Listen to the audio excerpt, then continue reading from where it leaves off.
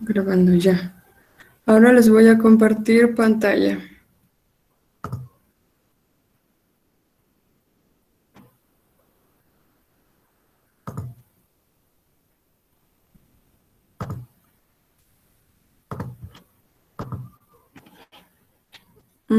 Ahí ya la pueden ver.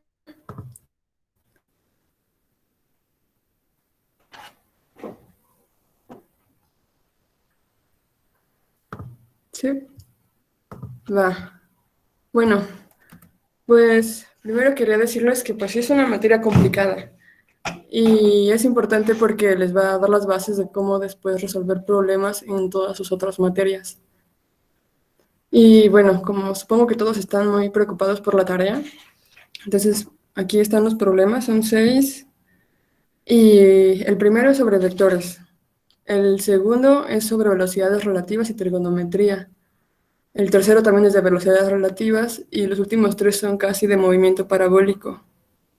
Entonces, si ustedes, estos son los temas, a lo mejor a ustedes se les hace difícil saber cómo buscar información solamente con el enunciado, pero primero reconozcan a qué tema pertenece, para que entonces puedan a lo mejor buscar en Google vectores unitarios, suma de vectores, reescalamiento de vectores, y así se pueden ir dando una idea. Y estuve igual viendo en internet y hay muchos recursos, hay cursos en línea de física, estos son los temas iniciales en cualquier licenciatura, entonces sí hay, y ahorita les puse unos links de esa información. Entonces, ¿cómo resolver un problema de física para empezar? Pues es que cada problema es distinto. Algunos les van a pedir una demostración, algunos un, un, un número, calcular una temperatura, no sé, entonces cada uno es distinto. Y es importante siempre tener el pensamiento crítico, lógico, o sea, tienen acostumbrarse a razonar. Si A, entonces B, entonces C, y si además tenía D, entonces sumo estas conclusiones y obtengo una nueva conclusión, pero todo es con un razonamiento lógico. Entonces, lo que sirve mucho, a mí me pareció, aunque no es receta, pero quizá esto sirva. En primer lugar, leer con atención cada parte del enunciado. Cada parte del enunciado algo tiene, por eso se escribió, algo de información tiene. Y de ahí ver qué variables tenemos. Si es posible, también dibújenlo, aunque no necesiten el dibujo tal cual, el diagrama, sirve mucho tener una idea intuitiva de qué está pasando en la representación. Luego, expresar en lenguaje matemático las condiciones del problema. Eso es quizá lo que les va a costar trabajo al inicio. ¿Cómo hacen que el enunciado que leyeron, que decía 3 veces la altura máxima igual a el alcance, cómo eso lo vuelven una ecuación? Porque de ahí después tienen que despejar sus incógnitas. Pero muchas veces también lo que les va a servir y en lo que quizá les va a costar tiempo es que si ustedes no pueden resolver el problema tan fácil, pues tienen que revisar otra vez toda la teoría, todo lo que hay alrededor de ese problema. Busquen libros. Ahorita también les voy a subir otros libros a Classroom. Y entonces es revisar qué ecuaciones de la teoría contienen las variables del problema y la teoría misma. Entonces, si en mi problema tengo una altura máxima, pues busco en el libro o en internet o algo así, este, movimiento parabólico altura máxima, y algo voy a encontrar y leer al respecto. Y bueno, finalmente, pues ya resolverlo, llegar a la solución. Entonces, a ver. Esto se los puse como para que revisen un poco con calma qué son los vectores y las ecuaciones de movimiento parabólico, porque luego creo que Darío, con sus dibujos quizás se confunden un poco, pero los diagramas se pueden hacer muy bonitos y lo bueno que ya hay mucho en internet. A ver, quería llegar aquí al ejemplo. Este es un problema de su tarea. Bueno, ¿hasta aquí tienen dudas o quieren hacer un comentario? Admitir. Se me olvidó admitir a más personas.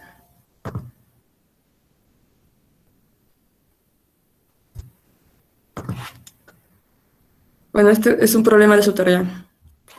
Se dispara un proyectil de modo que su alcance horizontal es igual al triple de la altura máxima. Encuentre el ángulo de lanzamiento.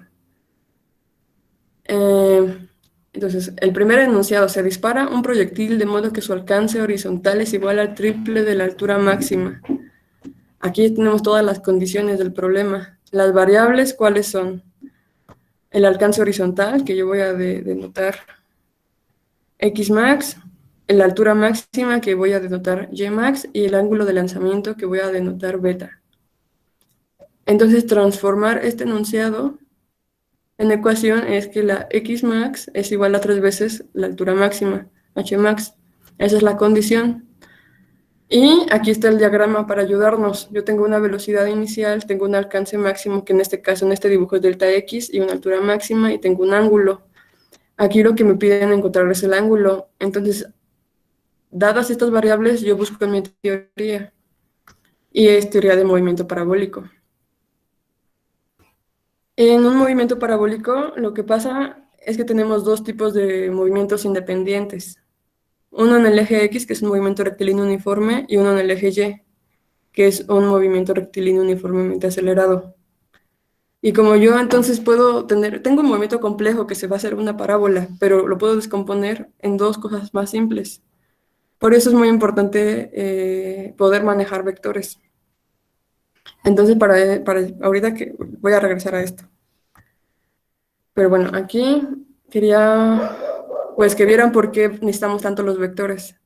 Porque todo el movimiento que se caracteriza a través de la posición, la velocidad y la aceleración son cantidades en 3 dimensiones, porque el espacio es tridimensional.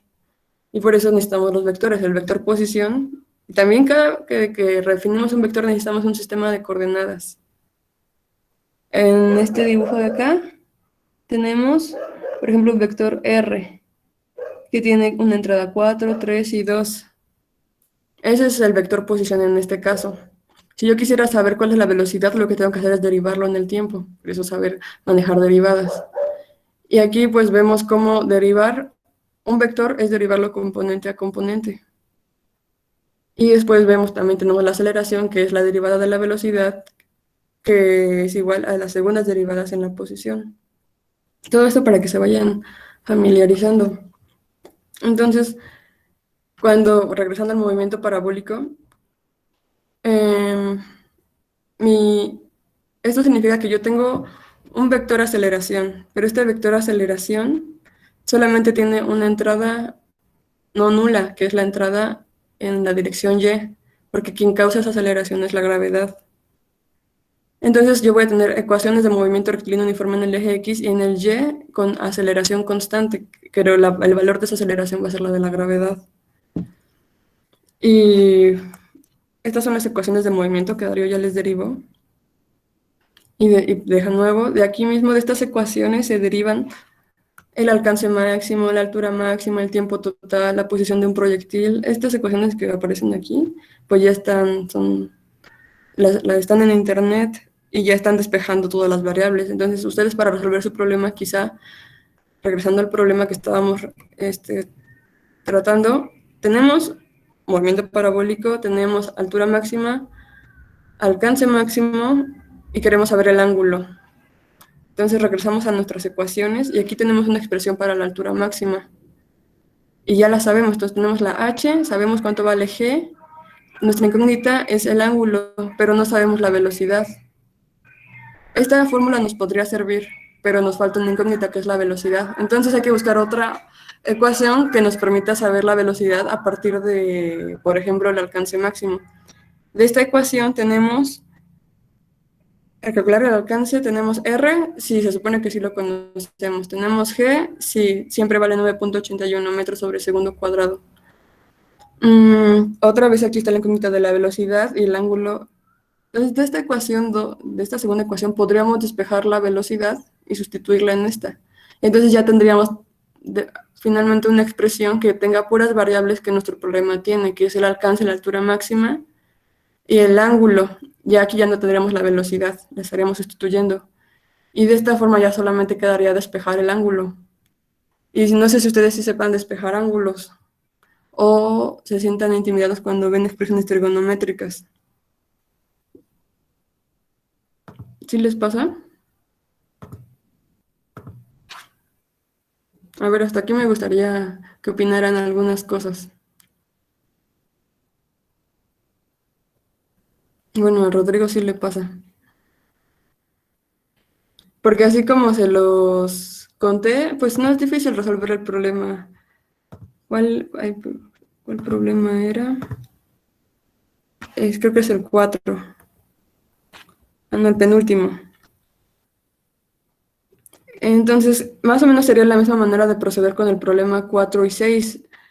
Les voy a subir ahorita esta presentación, pero aquí van a poder encontrar las ecuaciones sintéticamente, las ecuaciones de movimiento y la altura máxima. Pero a ver, me voy a detener un poco aquí porque aquí podemos repasar vectores. Nosotros lanzamos en la dirección V0, que es esta línea roja, esta flechita roja. En esa dirección se está lanzando. Este forma un ángulo θ. Pero si ustedes quisieran ver cuál sombra forma esta flechita, alguien que está de este lado, pues su sombra solamente sería así de chiquita. Y si alguien estuviera de este lado viendo, la sombra de este vector, pues sería mucho más larga. Entonces, cuando ustedes tienen un vector, que es una flecha en 2 dimensiones, las componentes de ese vector no son más como que las proyecciones del vector sobre el eje X y el eje Y. Y al ser proyecciones, por eso nos sirven los vectores unitarios, porque en términos de ellos vamos a expresar todo. Como vemos aquí, es más chiquito el vector X que el vector Y, porque el ángulo está muy abierto, o sea, está más cerca de 90 grados que de 45 grados, ¿no? Entonces aquí observemos algo, si el ángulo es mayor que 45 grados, más o menos VY va a ser más grande. Y en esta gráfica está bonita porque vamos viendo cómo se va el proyectil moviendo y llega un punto en el cual ambas velocidades tienen el mismo tamaño en su flechita, tanto en X como en Y. El vector real es este, el de la flecha roja. Los negros son los vectores auxiliares, bueno, las componentes auxiliares. Entonces llega un punto que es cuando este ángulo es de 45 grados, que eso también se puede demostrar, se tiene que demostrar. Es ahí cuando miden lo mismo, pero vayamos siguiendo avanzando y llegamos a un punto en el cual el vector naranja es el de la velocidad del objeto que se ha lanzado. En este punto no proyecta sombra sobre el eje Y, toda su sombra es idéntico el vector en el eje X. Por eso la velocidad en X es igual a V0 y la velocidad en Y es igual a 0. Y esta propiedad de que la velocidad en Y sea 0 es la que nos permite encontrar la altura máxima en estas fórmulas. Y esta V0 pues es la velocidad inicial. Y de nuevo se invierten las direcciones y llega al momento en el cual pues ya no hay velocidad en X. El objeto cae con un ángulo θ. Este ángulo θ, siempre el ángulo con el que incide va a ser igual al ángulo con el cual se lanza. Eso se puede demostrar siempre y cuando no haya viento ni fuerzas externas. Entonces, bueno, también es importante que reconozcan eso, ¿no? Que estamos ahorita en la parte de la cinemática. En la cinemática no nos importan mucho las razones de la fuerza. O sea, en este momento no estamos reflexionando sobre la gravedad. No, simplemente decimos, ahí está una aceleración y ahora, ¿cómo va a ser el movimiento? Eso es todo el propósito. En física casi siempre el propósito es saber cómo es el movimiento de algo en función de lo que lo afecta. Y más adelante, pues ya van a llegar a la parte de dinámicas, que es cuando sí empiezan a estudiar las razones del movimiento, las fuerzas. En una versión clásica, newtoniana, son las fuerzas las que producen el movimiento. Pero por eso es importante que en este punto tengan clara la cinemática, tengan claro el movimiento rectilíneo uniforme, el movimiento rectilíneo uniformemente acelerado, más adelante el movimiento circular, porque después los vamos a volver a encontrar, pero ahora estudiando el aspecto de la fuerza. Quizá también lleguen a haber fuerzas electromagnéticas, también ocurren, fuerzas nucleares también, pero casi en mecánica solamente vamos a estudiar fuerzas de gravedad, fuerza de fricción, fuerza pues sí, básicamente eso es lo que van a ver, pero es necesario para después poder ampliarse a otras interacciones de la materia. Entonces, por ejemplo, bueno, aquí más están las ecuaciones de movimiento, el ejemplo que les comentaba. Entonces, no se los respondí, no se los puse aquí cómo se haría todo el demás desarrollo, pues esperando que ustedes lo sigan y que ocupen las ecuaciones que ya están por acá. Y si ustedes tienen tiempo, estaría bien que se pusieran a deducir a partir de las ecuaciones de movimiento. todas las demás relaciones de la altura máxima, el alcance, el tiempo real, la posición del proyectil. Pero bueno, esa es su tarea. Ahora, en su tarea también había 2 ejercicios sobre movimiento relativo. Y el movimiento relativo ocurre todo el tiempo. Aquí hay unos ejemplos así. Alguien pedía ejemplos más concretos, pero pues casi siempre el movimiento relativo es cuando algo se mueve en un fluido. ¿Y qué fluidos tenemos acá en la Tierra? Pues el aire y el agua. Entonces por eso los ejemplos son de barcas o de aviones. O bueno, entre qué observa un observador respecto a otro. A ver, veamos este ejemplo. Todo esto está en internet, aquí les pongo el link. Esa es una página buena, hay dibujitos y gráficas que les pueden servir. A ver, la navegación de un aeroplano a través del país invoca la suma de vectores de las velocidades relativas. O sea, esto lo utilizan en el aeropuerto, puesto que la velocidad resultante respecto del suelo es el vector suma de las velocidades del aeroplano y la del viento. Usando el aire como marco de referencia intermedio, la velocidad sobre el suelo se puede expresar como, a ver, aquí vean los subíndices, la velocidad respecto al suelo. La velocidad sobre el suelo es igual a la velocidad respecto al aire más la velocidad del viento. Y esto lo pueden ver como, por eso suma de vectores. En este caso también tenemos una barca sobre una corriente y se está moviendo el remero, bueno, la persona que está remando, y aparte se está moviendo el agua. Entonces la dirección de movimiento no va a ser simplemente la dirección hacia la cual se quiere mover el que está remando o la que está remando. En realidad se ve afectado por la corriente y eso hace que en realidad vaya trazando una línea diagonal. Y de nuevo, la velocidad resultante de la barca respecto a la Tierra va a ser la suma de la barca respecto al agua, que es en la dirección, digamos, X, más la velocidad del agua respecto a la Tierra, que va en ese caso en la dirección, pues, menos Y. Y en este caso aquí vean que tanto en este como en este caso son vectores los que se suman, o sea, tienen que tener cuidado. Aquí el vector v, subíndice BW, ¿cómo lo expresarían? Pues se expresaría como solo tenemos 2 dimensiones, serían vectores en 2 dimensiones. Su primera entrada sería la velocidad del remo y su segunda entrada sería 0.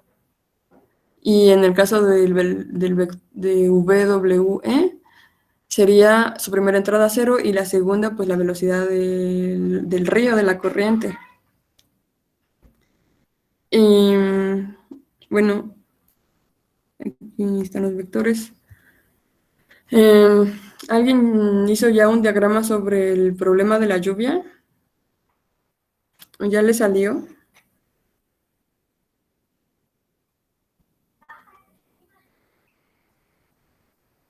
¿No?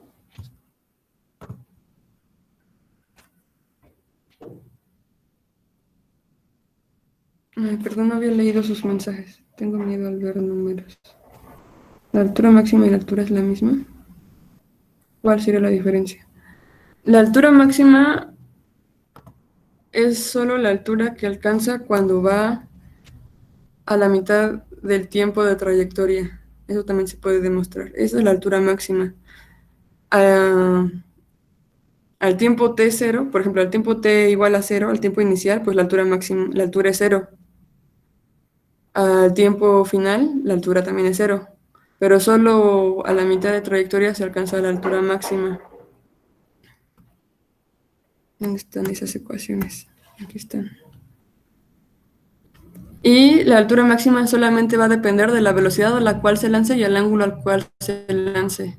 Es todo. No va a depender de la masa del objeto al que se lance. Noten aquí que en todas estas ecuaciones no tenemos nunca la masa. ¿Eso qué les dice? Que la masa es independiente al alcance. O sea, no importa si lanzan una pelota de béisbol o un gato o lo que sea, si no hay fricción de aire, con el aire, va a llegar al mismo lugar. Y sí, teniendo cuidado de que lo lancen con el mismo ángulo, con la misma velocidad. Es decir, que le apliquen la misma fuerza. Para el alcance lo mismo, para el tiempo total lo mismo.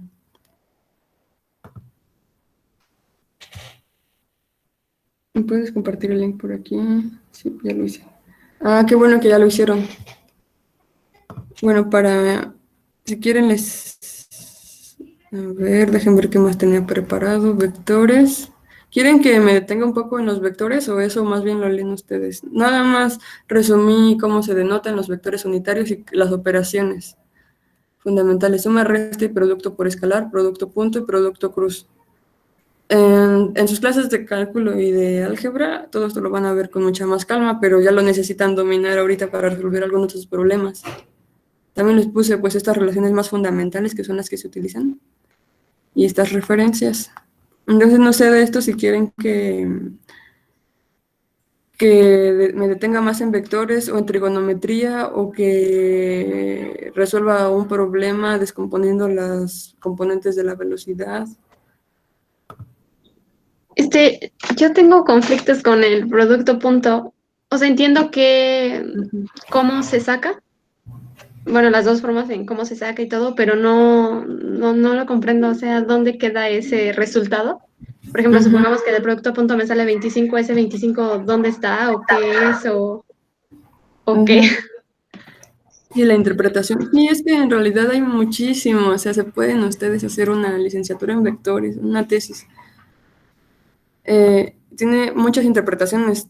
A ver, voy a ir allá. Deja ver si nadie más comentó. Los vectores. Bueno, un vector es algo tan simple como un conjunto de símbolos acomodados entre paréntesis y separados por comas. Así lo pueden ver. O algo tan complejo como un elemento de un espacio vectorial. Ahí tendrían primero que definir el espacio vectorial y después al vector. O también otra definición que se puede dar de un vector es una magnitud y una dirección, o una flechita con sentido, cualquiera, ¿no? Tendrían que verlo matemáticamente para una definición formal. Aquí nos vamos a quedar con la versión simple. Un conjunto de símbolos acomodados entre paréntesis y separados por coma. Y casi siempre en un libro de física o de matemáticas, si ven una letra negrita, aquí pues no encontré la flechita que es de vector, puse una tilde, pero en realidad es una línea recta como con una flechita. Así es como se denota un vector. Y como les decía, requieren un punto de referencia para definir siempre un vector, un origen, porque así es una flecha, pues tiene un inicio y un fin, ¿no? Y el inicio casi siempre es el origen. Y para eso se utiliza como referencia el espacio cartesiano, que es X, Y, Z. Todo es como un rectángulo, un prisma. Y los vectores unitarios son I igual a 1,0,0. Son unitarios por eso, porque su norma vale 1. Y ahorita voy a ir a lo de producto punto. J es lo mismo, pero teniendo el 1 en medio y K al final. Y bueno, esto es para su primer problema. A, yo puedo en este caso decir que en general pues es A1,2, A3. Pero lo puedo descomponer utilizando suma de vectores y lo puedo expresar como A1,0,0 más el vector 0,A2,0 más 0,0,3. Y de aquí extraigo el A1, el A2 y el A3 y los multiplico por los vectores unitarios. Y así es como convierto, o esta es la razón por la cual un vector escrito de esta forma se puede expresar también así, que esta le dicen su forma canónica. Y esta pues es su forma de conjunto de símbolos acomodado entre paréntesis y separado por comas. Y dependiendo del número de entradas, pues tengo que la dimensión del vector. Aquí tengo vectores de 3 dimensiones. Puedo yo inventarme un vector bien grandote que tenga 10 dimensiones y estoy en 10 dimensiones, que es lo que tienen en teoría de cuerdas. Pero ahorita todo, como nosotros estamos en una versión newtoniana de la física, el espacio tiene 3 dimensiones y punto. Entonces casi siempre trabajamos con vectores de 3 dimensiones o 2.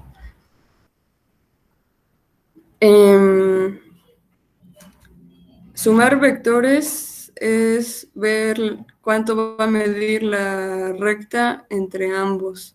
Restarlos, pues también parecido, pero con el vector opuesto, menos v. Recuerden que una resta es igual a una suma de un número con signo opuesto. El producto por un escalar, lo que haces es, por ejemplo, aquí tengo el vector u, y si lo multiplico por 3, se mantiene el mismo vector en la misma dirección, pero ahora mide 3 veces más. Es decir, que cuando tú multiplicas un vector por un escalar, lo estás reescalando. Le estás aumentando su tamaño o disminuyéndoselo o cambiando su dirección si lo multiplicas por un número negativo, menos 3v. Entonces, así es como tenían que encontrar los vectores de su primer problema, multiplicando por el escalar. Ahora sí, el producto punto. Matemáticamente, bueno, ya lo han de haber hecho. Aquí estoy en 2 dimensiones. U es igual a 1, U2 y V es igual a V1, V2. Su producto punto es, pues, multiplicar entrada por entrada y sumar los componentes. Y listo. Pero esta es su interpretación geométrica. Yo tengo un U arbitrario y un V arbitrario. Si los pongo que coincida uno de sus puntos, voy a formar un ángulo alfa. Este ángulo alfa resulta que es tal que si yo le saco el coseno y lo multiplico por cuánto mide cada vector, bueno, eso sí lo tienen claro, que estas dos líneas de aquí verticales significan la norma del vector U. Y para que ustedes saquen la norma, pues tienen que sumar, como teorema de Pitágoras, ¿no? La primera, déjenme ver si puedo editar al mismo tiempo. Ah, sí. Siguen viendo de todas formas la presentación, ¿no?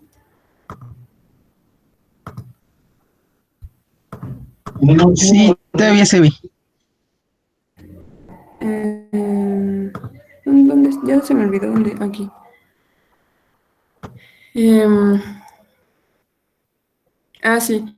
Resulta que si ustedes hacen entrada por entrada y así calculan el número acá, pero también calculan cuánto vale la longitud de cada uno y lo multiplican por el coseno del ángulo, les va a dar el mismo número. Déjenles insertar cuadro de texto. Aquí. ¿Dónde pondré esto? Hasta acá. O sea, vamos a hacer un ejemplo numérico. 1,2. El vector U es 1,2 y V es igual a 2, menos 2. U.V, lo voy a poner así por ahorita, pues es 1 por 2, 2, más 2 por menos 2, menos 4. Entonces, 2 más menos 4 es menos 2. Ahí está, asunto resuelto. Ya tenemos el producto punto. ¿Y eso qué? Ese número que es lo que preguntaba. Bueno, por otro lado, lo que tenemos es esta otra fórmula. ¿Cuál será U, la norma de U? Pues es la raíz cuadrada de 1 al cuadrado más 2 al cuadrado. Todo esto pues es la raíz cuadrada. Le voy a poner así, squared, de que estoy haciendo la función raíz cuadrada sobre esto. Entonces esto me va a dar pues la raíz cuadrada de 2 por 2, 4 más 1, 5. Pues aquí tengo 5. ¿Cuál será la norma de V? Pues lo mismo, es la raíz cuadrada de 2 al cuadrado más menos 2 al cuadrado. Recuerden que siempre que elevan un número, aunque este sea negativo, el resultado va a ser positivo, entonces 2 por 2 menos 2. 4 más 4, 16. 4 más 4, 2 por 2, 4, pues ya me hice bolas. 8. Entonces es la raíz cuadrada de 8. Ahora, ¿cuál será el ángulo alfa? Pues no lo sé, ahorita no lo sé. Tendría que hacer un dibujo. Pero lo que sí sé es que el coseno de este ángulo alfa multiplicado por la raíz... Perdón, esto no es así. U.V también va a ser igual a el coseno de alfa por la raíz de 5 por la raíz de 8.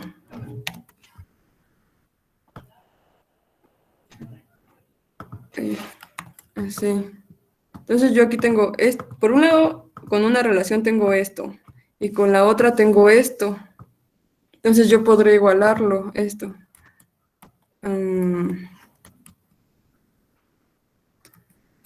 Control C. Control V. Esto va a ser igual a menos 2. Porque por el otro lado, pues yo tuve esto. ¿Qué nos dice esto? Pues que el producto punto es una forma de saber cuál es el ángulo entre dos vectores, básicamente. Para eso nos sirve muchísimo en física. Nos permite saber cuál va a ser el ángulo. Entonces, de aquí que si quisiéramos saber el ángulo, pues simplemente esto está multiplicando, entonces va a pasar dividiendo, lo despejo. Entonces lo divido entre la raíz de 5 por la raíz de 8, que no es más que 5 por 8. Entonces, pues si no lo dominan tanto, tienen que repasarlo por su cuenta. Las operaciones de así de raíz, de potencias, de exponentes. Y vale la pena que lo hagan ahora, antes de que siga avanzando sus semestres. Porque pues sí hay gente que llega a varios semestres avanzados y todavía no domina eso. Les conviene de una vez. Entonces, el significado geométrico es que el producto... Aquí, esto era lo que quería llegar. Si A y B son perpendiculares, alfa, ¿cuánto va a valer? 0 grados. Que diga, alfa va a valer 90 grados. Y el coseno de 90 metan a la calculadora y pues les va a dar 0.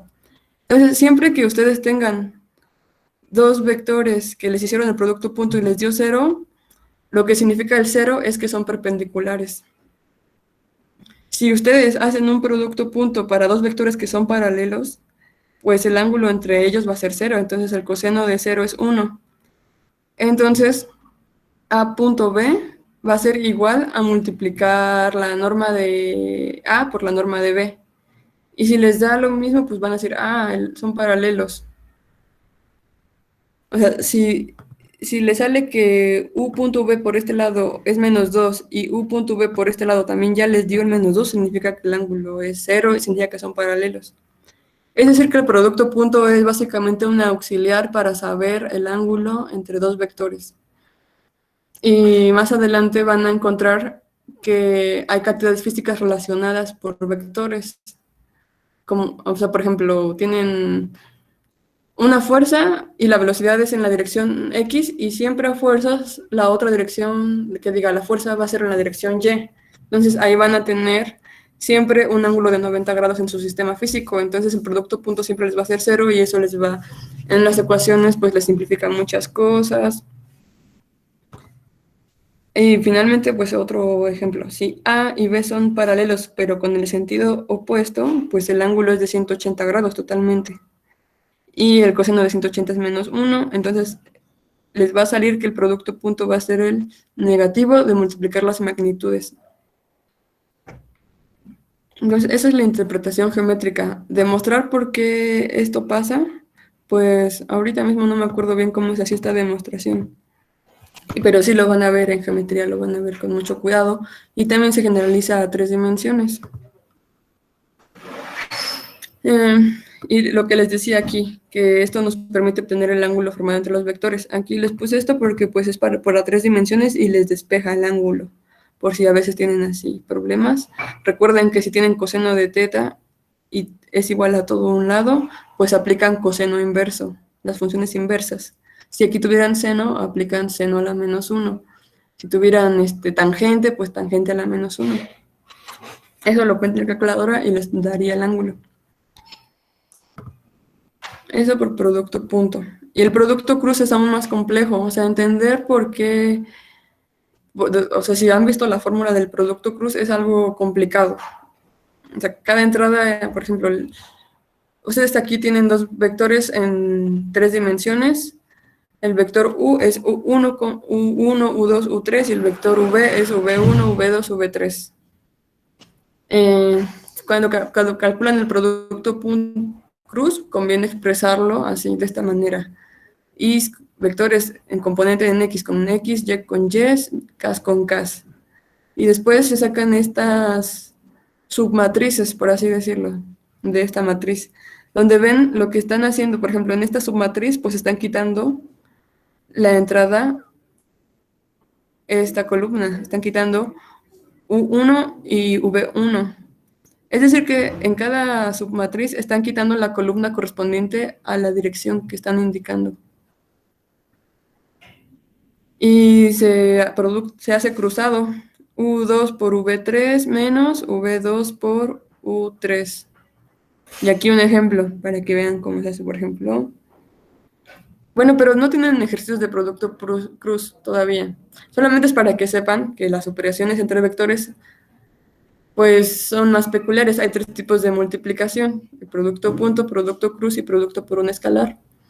Y lo que distingue al producto punto es que les va a dar un numerito y ese numerito les indica o les relaciona respecto al ángulo de formación.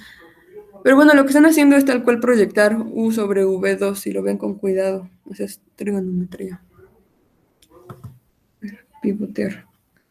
De abreviar el procedimiento de producto cruz o siempre hay que hacer toda la talacha. Pues cuando ya saben entender cuando ya han hecho varios, pues ya no tienen que escribirlo así, simplemente ustedes van a escribir el vector y van a en la mente hacer las multiplicaciones cruzadas y ya les va a poner la respuesta. Pero yo creo que esta es una manera más ilustrativa. Y la otra es pues aplicar las fórmulas, o sea, tal cual, U cruz V, bueno, y luego se corrige. Pues es U1, U2, U3, cruz, V1, V2, V3, y pues yo como más o menos ya me lo aprendí, U2 por V3 menos U3 por V2, coma, entonces yo los estoy multiplicando así en corto y restando. Sé siempre que el de en medio lleva el signo al revés, o sea, las multiplicaciones las tengo que hacer al revés. Ahorita les escribo las demás entradas, pero pues si no quieren hacer todo esto, utilicen esta fórmula, o sea, vean cuánto vale U2 en su problema, cuánto vale V3 en su problema, y multiplíquenlos y réstenlos. Pero también tiene un significado geométrico muy bonito. Y de la misma manera que en el producto punto, si en el producto cruz le sale un 0, significa algo, significa que los vectores son perpendiculares entre sí. Creo, o ya me confundí. O son paralelos. Es que uno tiene que tener cuidado en eso. Y bueno, a ver, trigonometría. Un poco. La trigonometría pues aplica para triángulos rectángulos. Es decir, triángulos que tienen un ángulo de 90 grados. Entonces tenemos triángulos rectángulos. Puede estar girado como quieran, pero uno de sus ángulos tiene que ser 90 grados.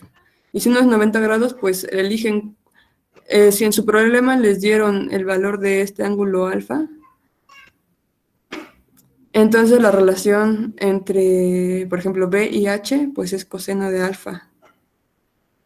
Y el seno de este ángulo alfa, pues va a ser el A entre H, va a ser el cateto opuesto. Vean que quizás eso les confunde, saber cuándo es coseno y cuándo es seno, pero ustedes simplemente vean cuál es el ángulo que están utilizando de referencia y de ahí vean cuál es el opuesto. A es A. Si tengo el opuesto, entonces voy a utilizar el seno. Y si estoy utilizando el lado adyacente, voy a utilizar el coseno. Y siempre por abajo va a ir la hipotenusa. Pues esto les sirve mucho para cuando tienen, por ejemplo, movimiento en 2 dimensiones. Entonces, si tienen movimiento en 2 dimensiones, pues ustedes tienen una velocidad vectorial. Como es vectorial, lo voy a poner en negritas.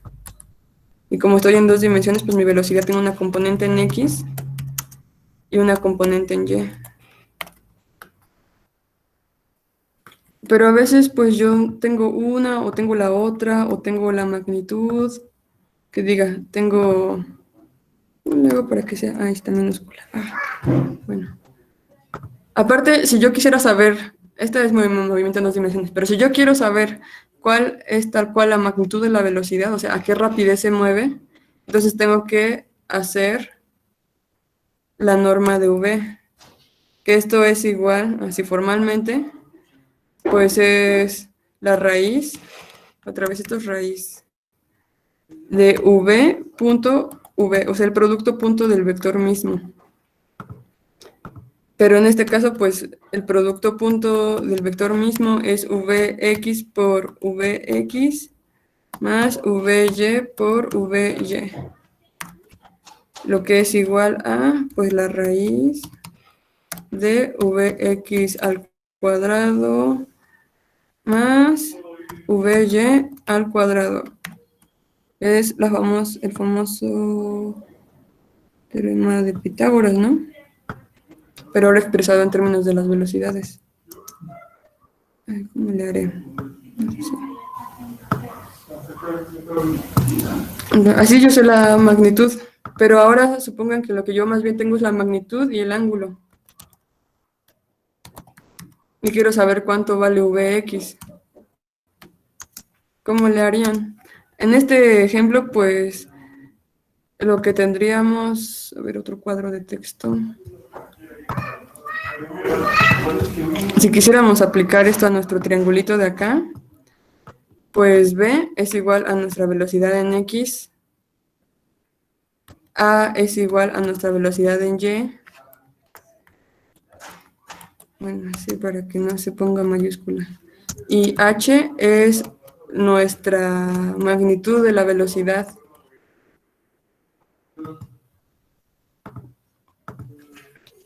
Entonces, la velocidad en X, bueno, de esta fórmula de la del coseno, yo despejo V. Entonces, de esa fórmula tal cual, V es igual a, paso multiplicando la H porque está dividiendo. H por coseno de alfa es igual a V. Entonces, tengo H, a ver, V, pero en nuestro caso es Vx. Es igual a el coseno de alfa. Ay, bueno, piensen que es coseno. Por B, que diga por H, pero ¿quién es H? Pues la norma de V.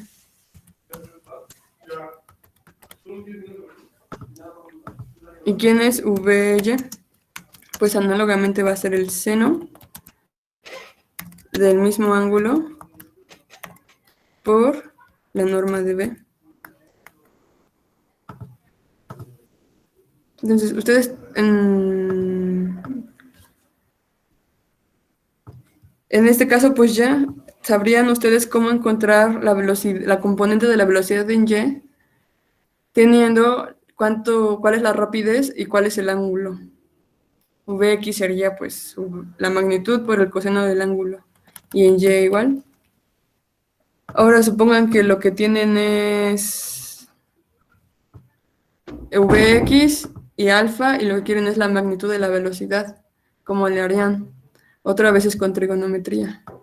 A ver, porque aquí falta añadir otra identidad trigonométrica que se utiliza mucho en física, que es la tangente. ¿Dónde quedó mi otro cuadro de texto?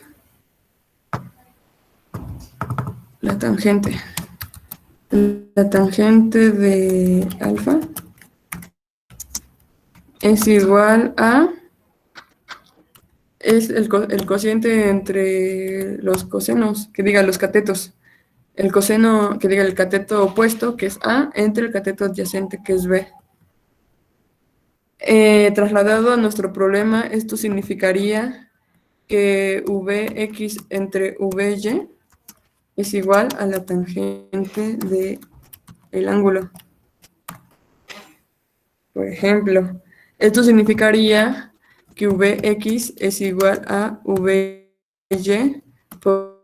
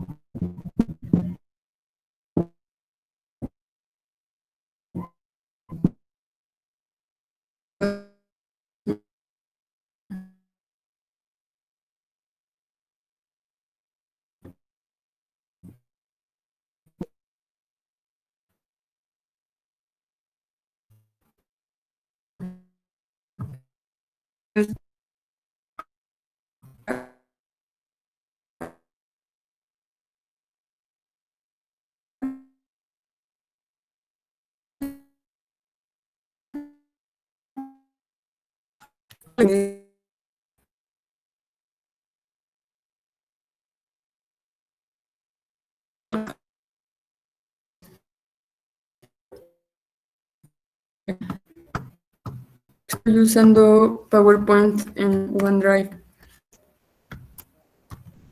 Entonces jala mucho internet. Es igual a 1. Esta es otra relación importante.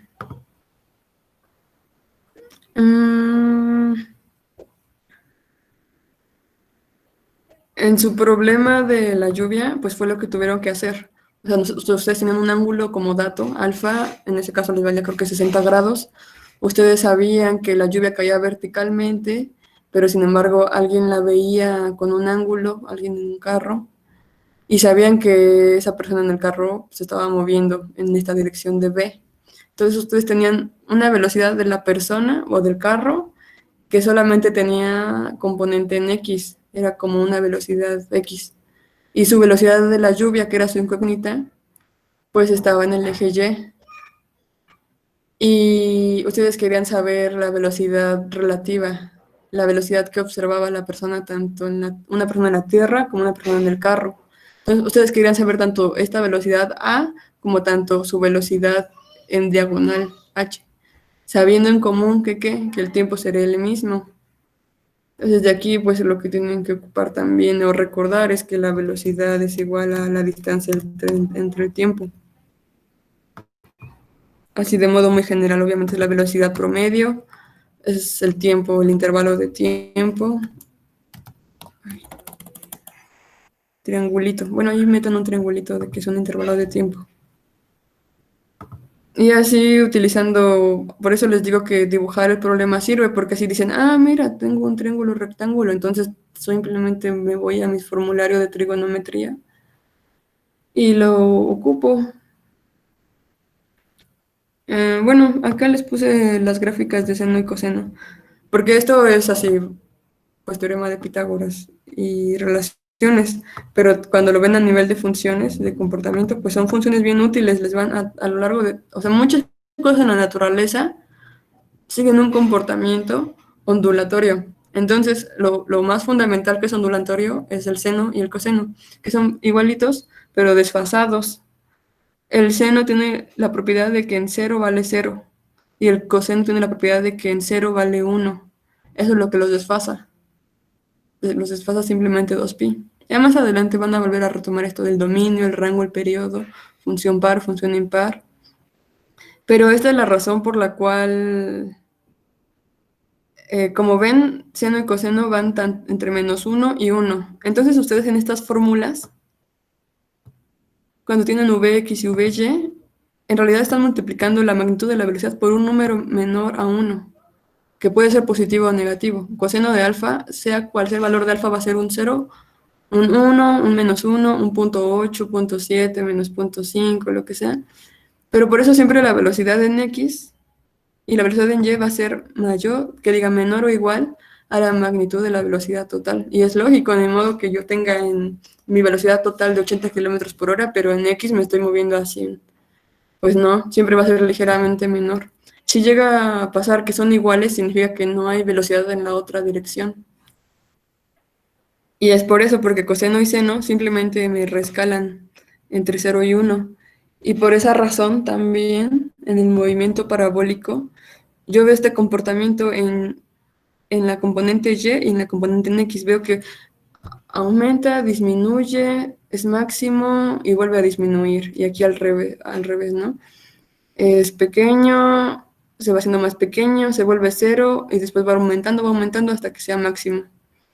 Y es el seno y coseno los que dan este comportamiento a ambos. Poco a poco pues van a agarrar intuición y van a agarrarle amor a cada relación matemática cuando la entiendan más a fondo. Y pues así a grosso modo es como pues yo creo que les puede servir tener esta información un poco más sintética, le voy a proponer a Darío que a veces les junte estas fórmulas para que las tengan más a la mano y proceder con calma. Yo cuando era estudiante, pues me acuerdo que esta materia me costó mucho, porque igual me acuerdo que mi primer problema, así como a ustedes les pasó, que se quedaron, ¿cómo voy a saber la velocidad de la lluvia con saber el ángulo? Así me pasó a mí en mi primer tarea, que ya voy a dejar de compartir, no sé si tengan más dudas.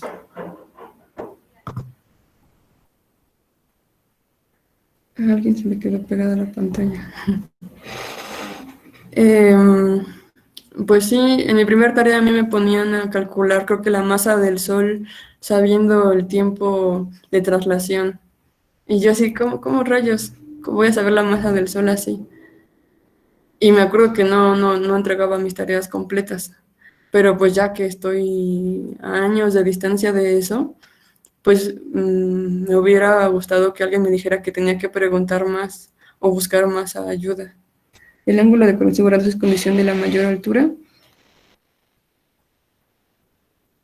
Sí, eso es. No, el ángulo de 45 grados te da el alcance máximo. Por acá vi creo que tenía un diagrama de eso. No lo tengo. Pero sí, ustedes tienen que lanzar justo exactamente a 45 grados para tener el alcance máximo. Si quieren altura máxima, pues más bien tienen que encontrar esa expresión. O sea, ¿cuál sería el ángulo que te daría la altura máxima de todas las alturas máximas dependiendo de la... ¿Qué más les iba a decir?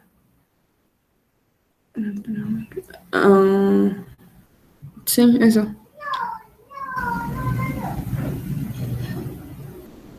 Sí, o sea que la respuesta es no. 90 grados tendría que ser, ¿no? Pero eso lo podrían demostrar. O sea, tendrían que lanzar con toda la fuerza hacia arriba y solamente así llega a lo más alto posible, porque si lo lanzan un poquito en diagonal, pues ya no llega tan alto.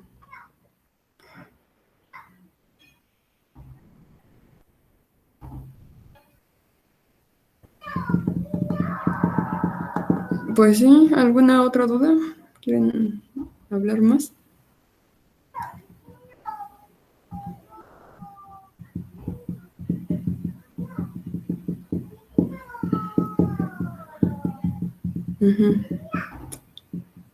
Pues sí, espero que les haya servido.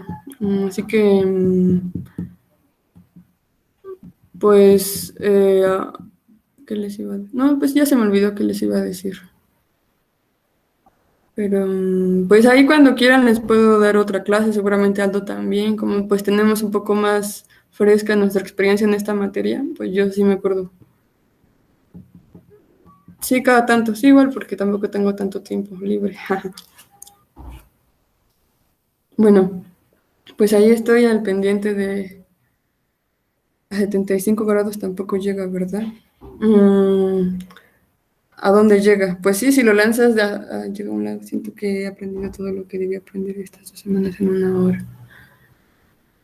Muchas gracias. Bueno, sí, a veces a uno como que una persona que acomode distinto la información y dices, no, todo estaba conectado y ya puedo seguir aprendiendo más cosas. Por ejemplo, en su problema de la velocidad, que alguien se confundió, ¿no? Así como... Creo que era el problema que les decía que cómo hacerle para que llegara a 400 metros, algo así.